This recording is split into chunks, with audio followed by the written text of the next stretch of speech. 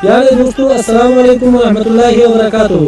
جس طرح کہ آپ لوگوں کے علم میں ہے کہ گزشتہ چند دنوں سے وطن عزیز پر جنگ اور خوف کے امن لا رہے ہیں۔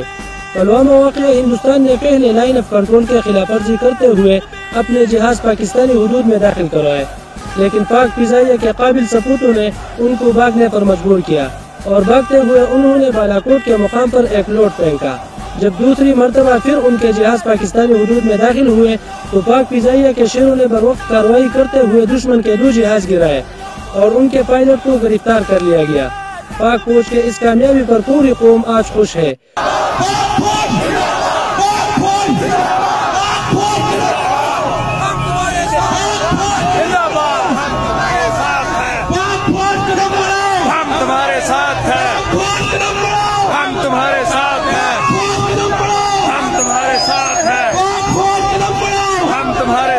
ساتھیو، ہر مسئلے کا حل مذاکرات ہے۔ تاریخ گواہ ہے جنگ کسی بھی مسئلے کا حل نہیں۔ امریکہ نے افغانستان میں 17 سال جنگ کی، لیکن آج افواج کے انخلا اور مذاکرات پر مجبور ہے۔ شمالی اور جنوبی کوریا ایک دوسرے کے ساتھ امن چاہتے ہیں۔ جنگ عظیم اول اور دوم کی تباہکاریاں آج تک لوگوں کے دلوں میں ہے۔ ہیروشیما اور ناگاساکی کے شہر پکار کر کہتے ہیں کہ جنگ مسائل کا حل نہیں، لیکن ان سب باتوں کے باوجود ہندوستان اور مودی سرکار کی کوشش ہے کہ جنگ چل جائے۔ پاکستان کے لیڈرز، پاک آرمی اور پاک عوام کے روز اول سے یہ خواہش ہے کہ ہم ہندوستان سمیت تمام ممالک سے اچھے تعلقات چاہتے ہیں، لیکن ہندوستان ہے کہ جذباتیت کے رام لیتا ہے۔